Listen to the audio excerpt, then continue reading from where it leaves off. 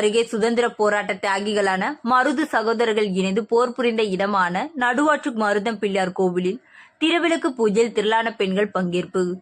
சிவகங்கை மாவட்டம் திருப்பத்தூர் தாலுகா கண்டரம் மாணிக்கத்தில் அமைந்திருக்கும் ஸ்ரீ நடுவாற்று மருதம் பிள்ளையார் கோவிலானது சுதந்திர போராட்ட தியாகிகளான பெரிய மருது சின்ன மருது ஆகிய இருவரும் சேர்ந்து ஆங்கிலேயர்களை எதிர்த்து போர் புரிந்த வரலாற்று சின்னமாக பார்க்கப்படும் கோவிலாகும். இங்கு ஆண்டுதோறும் சதுர்த்தி பெருவிழாவை முன்னிட்டு 10 நாட்கள் விழாக்கள் நடைபெறுவது வழக்கமாகும். அதன் தொடர்ச்சியாக 5ஆம் நாளான இன்று 600க்கும் மேற்பட்ட பெண் பக்தர்கள் தலைமையில் திருவிளக்கு பூஜை வெகு விமர்சையாக நடைபெற்றது.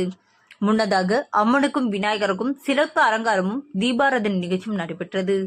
அதைத் தொடர்ந்து குருக்கள் வேத மந்திரங்கள் முழங்க அதை பெண்களும் கூறி தங்களின் விளக்குகளுக்கு மஞ்சள், பூக்கள் மற்றும் குங்குமத்தால் அர்ச்சனை செய்தனர். தொடர்ந்து தீபம் மற்றும் தூப அர்ச்சனைகள் செய்து வழிபட்டனர். நிகழ்ச்சியில் ஏராளமான பக்தர்கள் கலந்து கொண்டு சுவாமி தரிசனம் செய்தனர். நிகழ்ச்சியில் கலந்து கொண்ட அனைவருக்கும் மரக்கன்று ஒன்று வழங்கப்பட்டது. தொடர்ந்து ஆன்மீக பெண் பேச்சாளர் சுமதி ஸ்ரீ சிறப்பு விருந்தினராக பங்கேற்று பக்தர்கள் மத்தியில் ஆன்மீக சொற்பொழிவாற்றினார்.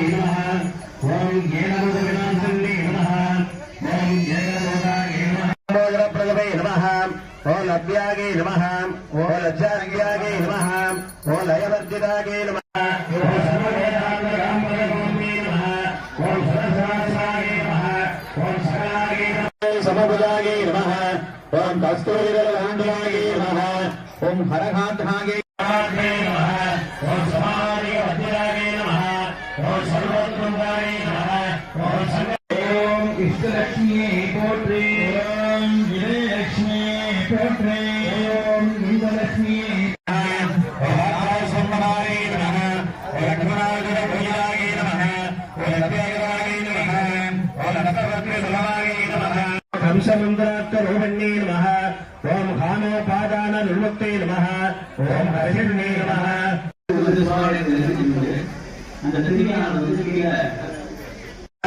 ஓம் ஹரேத்ராம் மங்கமாலகியாய நமஹ ஓம் ஹரேத்ர மகாத்ராயே நமஹ ஓம் ஹரிகேசனே நமஹ ஓம் ஹரத்ரம் பூராயே நமஹ ஓம் ஹரிநேக்ஷனாயே நமஹ ஓம் ஹரத்ரயாயே நமஹ. மருது சகோதரர்கள் போர் செய்தார்கள் என்பதை அவர்கள் வாக்கு மூலமாகவே கொடுத்திருக்கிறார். இன்னைக்கு அறிவியல் எவ்வளவோ முன்னேறி இருக்கு.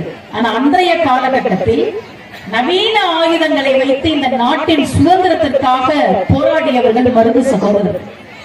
அதைவிட காளையார் கோவிலை பற்றி நினைக்கிற போதெல்லாம் எனக்கு தோன்றும், ஆங்கிலேயர்களால் மருது சகோதரர்களை கைது செய்யவே முடியவில்லை.